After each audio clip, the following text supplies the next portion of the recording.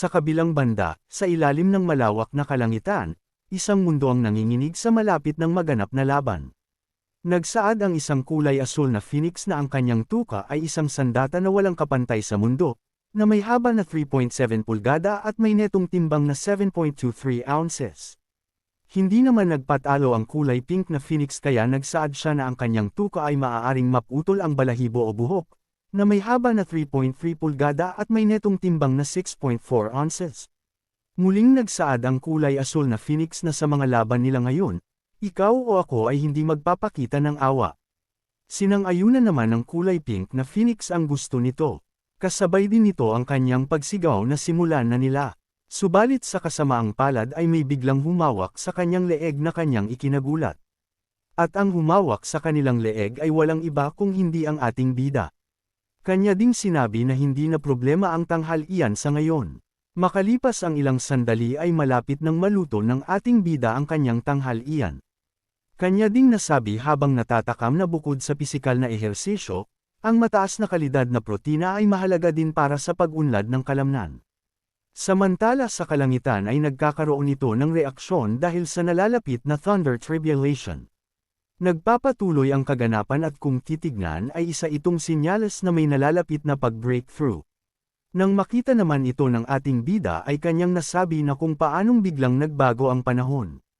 Nagpatuloy ang kaganapan sa kalangitan na kung saan kitang-kita din ito ng lahat ng tao sa sekta ang nalalapit na tribulation. Kaya naman ang mga disciples sa sekta ay nagtataka na kung anong nangyayaring. Ramdam din nila ang malakas na pagyanig dahil sa malapit lang ito sa kanilang. Kaya naman ang mga elder at househead ay naglabasan dahil sa nangyayari. Nagsaad din si Elder Slim na ito ang kahangahangang aura na nabuo sa pamamagitan ng breaking through na may kulog na kapigatian, nagmumula ito sa direksyon ng sidekick. Ibig bang sabihin nito ay may isang tao ang nalalapit ng mag-breakthrough sa realm doon. Nagmungkahi naman si Elder Plum na naaalala niya na ang engranding elder ay kasalukuyang nasa seclusion. Kaya maaaring ang pick na iyon ang pinili niya. Nabahala naman ang househead at kanyang sinabi na hindi ito maganda, dahil ang tribulation ng Grand Elder nila ay maaring mawasak ang buong bundok. At kahit si Zuang ay nandoon din sa lugar na iyon, kung ang thunder tribulation na ito ay tumama, siya ay madudurog at ang mga abo ay makakalat sa pamamagitan ng nakakalat na kapangyarihan ng kulog. Kaya magmadali at kumuha ng mga mahiwagang kasangkapan at isang lightning-proof umbrella, upang iligtas ito. Nasa isip-isip din niya na kagustuhan din niya na bigyan ito ng pagkakataon sa lugar na iyon, pero hindi niya inaasahan na makakatagpo siya ng Grand Elder's tribulation. Balik sa ating bida na nakikita ang kalangitan na malapit ng magsagawa ng atake. At kanyang nasabi na talagang isa itong kulog, at malinaw na isa itong sinyalas ng pag-ulan. Pero ang kanyang manok ay hindi pa ganap na inihaw. Dagdag pa niya na kung hindi ba pwedeng umulan sa ibang oras. Ngunit iniisip niya na kung ang suntok ay makakapagpakalat ng ulap. Subalit para malaman niya ito ay agad na siyang naghanda at ginamit ang kanyang teknik na kung tawagin ay dumbbell lightning technique. Malakas din niya itong isinigaw at piniga ng malakas ang kanyang kamao. Ngunit natigil naman siya nang biglang lumabas ang notification system. At nakasaad dito na ang breaking through thunder ay maaaring palakasin ang pisikal na katawan, itaguyod ang pag-unlad ng kalamnan, at dagdagan ang pisikal na katatagan. Nang makita naman ito ng ating bida ay ikinatuwa niya ito. Kaya nagsaad siya na kung totoo ba ito na madagdagan ang pisikal na katatagan. Ngunit napapaisip siya na kung paano siya nakasisiguro na 100% na tatamaan siya ng kidlat. Sinabihan naman siya ng kanyang system na pumasok ito sa thunderclouds. Tinignan naman ng ating bida ang ulap at kanyang sinabi na ang ulap ay masyadong mataas, at tanging ang galaw lang na iyon ang gagana. Matapos niyang magsalita ay agad na siyang naghanda at sa labis na lakas nito ay umangat ang mga tipak ng bato.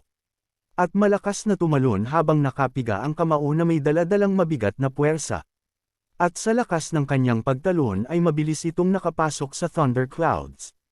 At sa loob nito ay makikita ang nag-iipon na kidlat sa kanyang paligid. Hinamon din niya ito na umatake sa kanya. At sa kanyang ginawa naman ay matagumpay ang ating bida dahil sa agad siyang inatake nito. Nagpatuloy ang pangyayari na imbes na sa matanda tumama ito ay parang siya pa ang nag-breakthrough sa oras na ito, ngunit isa din itong magandang pagkakataon sa Grand Elder dahil sa nakapag-breakthrough siya ng walang abala, sa kunat ng kanyang katawan ay hindi man lang siya tinabla nito.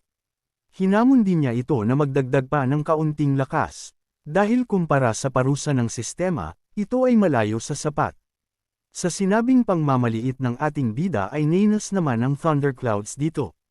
Kaya naman mas pinalakas pa niya ang kanyang inilalabas na thunder tribulation, at nang makita naman ito ng ating bida ay kinabahan siya dahil sa kapal nito. Kaya ng sandaling tumama ito sa kanya ay tumilapon ang ating bida pabalik sa kanyang kinalalagyan. Samantala nakita naman ng tatlo ang pagsabog ng thunder tribulation sa taas. Kaya naman nagtaka ang tatlo sa pangyayaring ito. Nasabi pa nga ng househead na kung bakit hindi bumaba ang thunder tribulation. At ito ay talagang sumabog lang sa kalagitnaan ng hangin. Ngunit nagpatuloy lamang sila upang makita ito ng malapitan. Samantala makikita naman natin ang kamay ng Grand Elder. At napansin din niya na nakapag-breakthrough na siya. Ngunit ang ipinagtaka niya lamang na kung bakit hindi siya inatake ng thunder tribulation. Tumayo na din siya dahil sa matagal na din siyang nasa seclusion. Ngunit habang naglalakad siya ay hindi niya talaga maiwasang magtaka na kung bakit walang thunder tribulation na umatake sa kanya. Subalit habang siya ay naglalakad ay bigla siyang nakaamoy ng isang napakabangong amoy.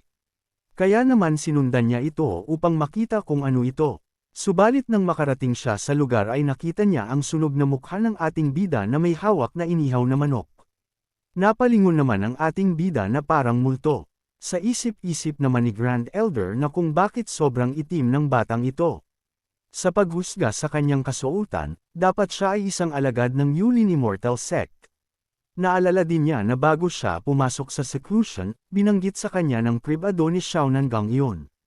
Na kung may disciples na may di pangkaraniwang kakayahan, ay maaari silang ipadala sa kanya para sa gabay. At ngayon ito ang pangalawa. Sa isip-isip naman ng ating bida habang pinagmamasdan ang elder na ang matandang iyon ay nakatingin sa kanya. At kung hindi ba nito habol ang kanyang manok? Natawa ang Grand Elder at kanyang tinanong ang ating bida na kung bakit siya napunta sa lugar na ito. Nasa isip-isip din niya na nagkataon din, na ngayon ang kanyang realm ay nakapag-breakthrough. At para tumanggap ng gabay sa pagkakataong ito ay talagang napakaswerte mo ngayon. Sinagot naman ng malamig ng ating bida ang tanong ng Grand Elder na pinarusahan siyang makulong dito. Nagtaka naman ang Grand Elder at kanyang tinanong ang ating bida na kung ano naman ang ginawa niya. Huwag mong sabihin na nagkaroon ka ng pribadong laban sa kapwa mo disciples. Inihayag naman ng ating bida na hindi, dahil ito ay medyo mas seryoso kaysa doon. Nagtaka naman ang Grand Elder sa sinabi ng ating bida, kaya kanyang sinabi na kung nakapasok ba ang ating bida sa bawal na lugar. Ngunit muli siyang sinagot ng ating bida na mas seryoso pa ng kaunti doon. Nagulat naman na ang matanda kaya naman kanyang sinabi na kung nawasak ba nito ang napakahalagang artifact. Nahihiya namang nagsaad ang ating bida na marahil, tila malapit na ito. Natawa ang Grand Elder at kanyang sinabi na wag sisihin ng ating bida ang kanyang sarili. Bagamat ang Yulin Immortal Sect ay maaaring hindi isang prestihiyosong sekta, ito naman ay may ilang pamana. Kaya ang pagsira sa isang artifact ay wala lang ito. Ngunit sinabihan naman siya ng ating bida na ito ay ang Inner Sect Spirit Testing Stone. At nang marinig ito ng matanda ay biglang nawala ng kulay ang kanyang mundo. Ilang sandali pa ay halos masiraan ng bait ang Grand Elder.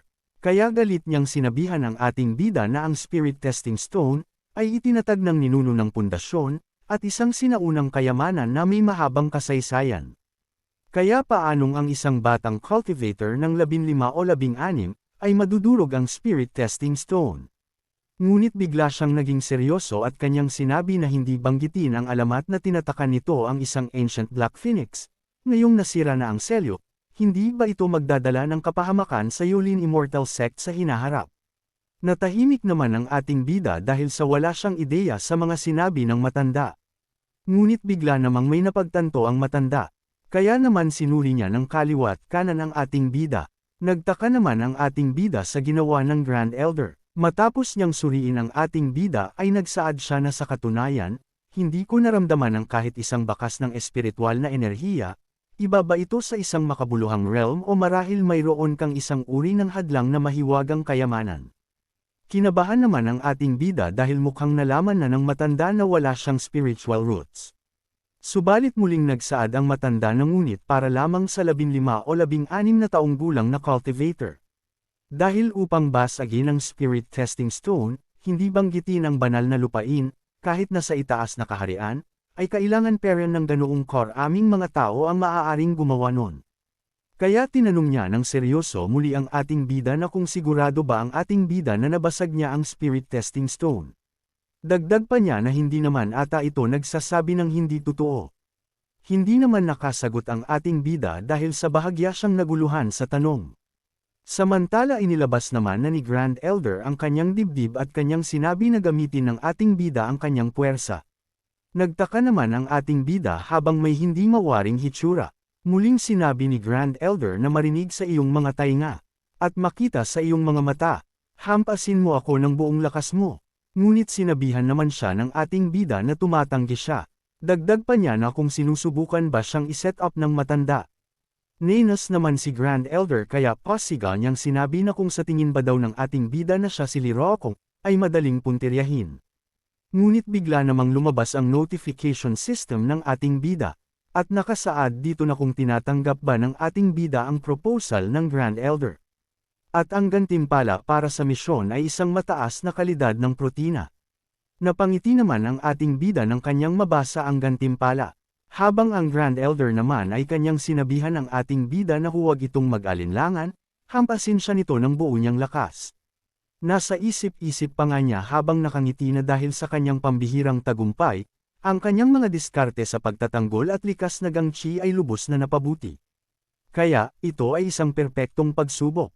Ngunit nang sandaling pakawalan ng ating bida ang kanyang suntok ay halos lumabas ang kanyang mata dahil sa alam niyang hindi ito basta-bastang suntok. Ngunit upang hindi siya mahalata dahil sa kanyang reaksyon ay sinabihan niya ang ating bida na hindi pa niya sinabing magsimula ito. Pero ang totoo ay excited pa nga siya kanina na habang sinasabi iyon. At upang hindi siya mapinsala sa suntok ng ating bida ay agad siyang gumawa ng barrier. Kaya naman hindi siya nito napinsala ngunit ang malakas na impact ay baka sa lupa na nagmistulang napakalakas na buhawi. Umabot din ito sa dulo ng bundok. At kung hindi nakagawa ng barrier ang Grand Elder ay siguradong kasama siya na mahuhulog sa mga tipak na bato. Sa nangyari ay makikita sa hindi kalayuan ang bakas ng ginawa ng ating bida sa mataas na bundok. Habang si Grand Elder naman ay tinignan ang bakas ng nakakatakot na lakas ng ating bida. Nasa isip-isip pa nga niya nasa isang suntok lang, at maaari itong magpakawala ng gayong napakalawak na kapangyarihan. Ibinalik din niya ang kanyang tingin sa ating bida at kanyang nasabi na ang batang ito ay hindi bababa sa mga anak ng mga prestihiyosong angkan. Dagdag pa niya habang nakangiti na napakalaking biyaya nito sa Yunlin Immortal Sect na magkaroon ng ganyang katalentado. Ngunit bahagya naman siya na patigil nang mapansin niyang nasira ang kanyang ginawang barrier. Kaya nagsaad na lamang siya na kahit ang innate gangchi ay nawasak kahit nasa yugto ito ng pagkumpleto. Kaya naging seryoso na din siya at kanyang sinabi na hindi na ito masama. Ang batang ito ay talagang isang kaaya-ayang sorpresa. Inilabas niya ang kanyang aura sa katawan habang kanyang sinasabi na halika.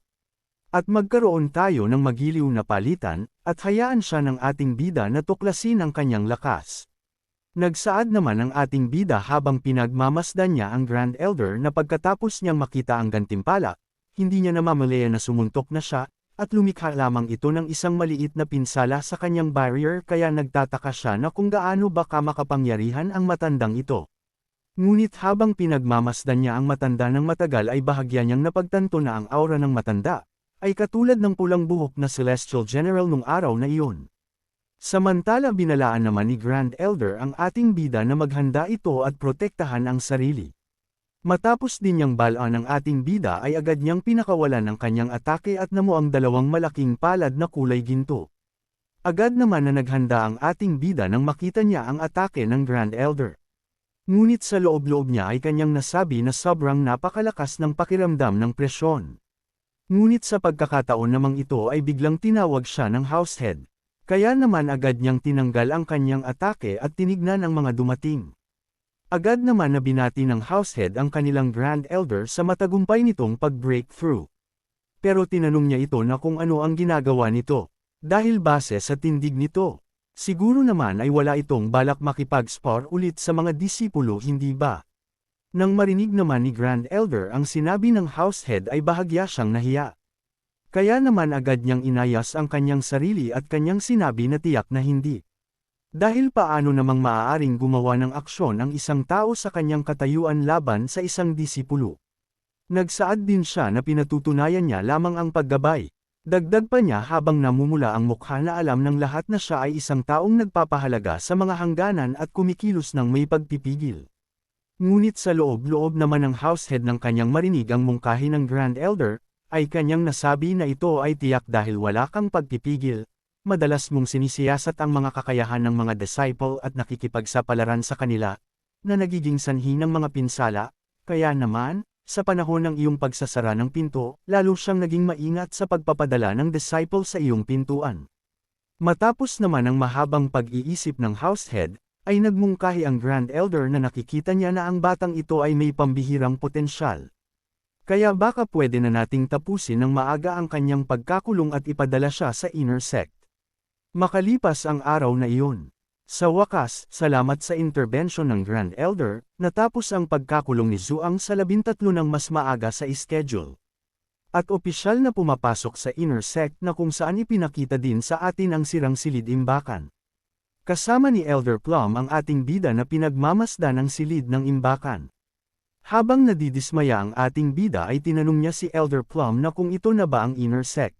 Sinagot naman siya ni Elder Plum na hindi, dahil bago pumasok sa inner sect, ang mga bagong mag-aaral ay dapat italaga ng tirahan. Gayunpaman, sa pagkakataong ito, ang bilang ng mga bagong mag-aaral ay lumampas sa inaasahan. Isa pa, huli kang pumasok ng 1 buwan. At ang inner sect ay itinalaga na ng tuluyan, kaya, kailangan mong ayusin na manatili ka pansamantala sa silid ng imbakan sa likod ng bundok. Bago din siya mawala sa paningin ng ating bida ay muli siyang nagsaad na maglinis ang ating bida. At tandaan na pumunta sa Spirit Hall bukas para matanggap ang kanyang identity token. Habang ang ating bida naman ay bakas ang pagkadismaya ng lugar. Nasabi pa nga niya habang sinusuri ito na itong malayong lokasyon, na may tanawin ng mga bundok at nakaharap sa lawa. Ay hindi ba ito ang perpektong tagwan habang bakas sa kanyang mukha ang labis na tuwa? At lumalabas na muling pag-arte lang pala ang ekspresyon na ipinakita niya kay Elder Plum. Dagdag pa niya habang masayang nilalanghap ang sariwang hangin na ito ay nagpapaalala sa kanya ng mga oras ng paglilibang sa desyerto na isla. Agad din niyang hinubad ang kanyang damit habang kanyang sinasabi na ito ang dahilan kung bakit gusto niyang bumalik sa kalikasan sa pinakatwirang paraan na posible. Dahil ang tamang pagpapahinga ay isa ring mahalagang bahagi ng cultivation ng kalamnan. Pagkatapos ay agad na siyang tumalon na may posturang iwan. Sa lakas din ng pagbagsak niya ay tumilansak ang tubig. At mabilis na lumangoy sa ibabaw ng tubig nang walang saplot. Sa sobrang bilis din niya ay nagmistulang ahas siya na naligo sa lawa. Kaya kahit ang mga isda ay nagugulat sa bilis ng paglangoy ng ating bida. Ngunit sa unahan naman ng ating bida ay may isang maaaninag na isang tao. Kaya nang mapansin din ito ng ating bida ay nagsaad siya na kung bakit parang may figure sa unahan. Agad din siyang tumigil sa kanyang paglangoy at kanyang nasabi na muntik silang magbanggaan. At dahil din sa pagtigil ng ating bida ay nagkaroon ng malakas na impact ito sa lawa. At dahil dito ay malinaw nang makikita ang figure na kanyang napansin. Ngunit sa puntong ito ay hindi pa maproseso ng ating bida ang kanyang nakikita. At nanatiling nakatingin ang ating bida sa katawan ng babae. Napalingon naman ang magandang babae sa ating bida na may halong pagtataka. Dahil nakarating ka na sa part na ito ay inaanyayahan kita na pindutin ang like at mag-subscribe at i-on ang notification bell. At kung gusto mo naman na suportahan ng matindi ang bidang hangal na ito ay maaari mo ding pindutin ang super thanks sa ibaba para mas lalong ganahan ang hangal na ito. Maraming salamat mga bida. Balikan muna natin kung bakit nandito ang babaeng ito sa lawa, na kung saan kalahating oras ang nakalipas. Nang sandaling pakawalan ng ating bida ang kanyang malakas na suntok sa Grand Elder. At ang mga tipak ng bato ay nagsilaglagan sa mataas na bundok na ito. At dahil sa taas ng bundok ay tumama ito kung saan hanggang sa tinamaan nito ang bunga ng mansanas, na nahulog sa lupa at gamulong. At dahil sa hindi pantay ang lupa ay nagpatuloy itong gamulong hanggang sa tamaan nito ang bato. At dahil ang bato ay nasa gilid ng bangin ay natuluyan na itong nahulog na nagsanhi na tamaan din ang ibang mga bato at kasama nitong gamulong pababa. At makalipas pa ang ilang sandali ay nagmistulang bagyo ang nangyari dahil sa labis ng dumami ang gamulong na bato. Habang ang magandang babae naman ay makikitang payapang naglalakad, nasabi pa nga niya na sa wakas, ay malapit na siya sa mountain gate. At unang araw din niya sa trabaho, at gusto rin sana niyang gamitin ang flying technique para tumingin sa paligid, ngunit nagpasya niyang maglakad upang maging pamilyar sa bagong kapaligiran ng paaralan. Ang babaeng ito ay si Ling Qingyan, isang bagong hinirang na instructor para sa Yulin Immortal. Nagsaad din siya na bagamat malayo ang lugar na ito, mayroon itong magandang kapaligiran at sariwang hangin. Dinadala rin ng hangin ang halimuyak ng lupa, kaya madaling sumanib sa kalikasan. Subalit ang kanyang kasiyahan ay dito na nagtatapos, dahil ang mga batong mula sa mataas na bundok ay malapit na sa kanya na agad niyang naramdaman. At nang makita niya ang isang bagyong nagroragas ang mga bato ay bigla siyang pinagpawisan ng malamig habang nagtataka.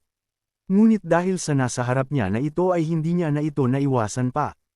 Kaya matapos ang pangyayari ay napamura na lamang siya. At kanyang nasabi na kung bakit sa gitna nitong mapayapang gubat, bakit may mga bumabagsak na bato. Ngunit napatingin naman siya sa kanyang unahan at nakita niya ang tubig na napakaganda. Kaya naman agad siyang tumakbo ng mabilis habang kanyang sinasabi na sa wakas, isang lugar upang maghugas. Makalipas ang ilang sandali ay tahimik na siyang naglilinis ng kanyang katawan. Ngunit nagtaka naman siya nang bigla niyang maramdaman ang nagraragasang ingay sa tubig. Kaya naman napalingon siya at kanyang nasabi na kung anong nangyayari. At kung maaari bang ito ay isang higanting halimaw ng tubig. Balik sa kasalukuyan na kung saan nakaharap na din si Ling Qingyan sa ating bida. Nanlaki din ang kanyang mata sa kanyang nakikita. Nasabi pa nga niya na isang perpektong linya ng katawan. Ngunit agad niyang inalis ang pag-iisip na ito dahil sa nasa punto siya ng nakakahiyang sitwasyon sa ngayon.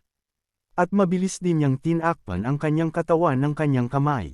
Sumigaw din siya ng sobrang lakas na masasabing late reaksyon. Matapos niyang sumigaw ng malakas ay agad niyang tinakpan ang kanyang katawan. Inilabas din niya ang kanyang espada habang galit niyang sinasabihan ang ating bida na isang bastos na kasuklam-suklam. Samantala agad naman na nagpaliwanag ang ating bida na isa lamang itong aksidente.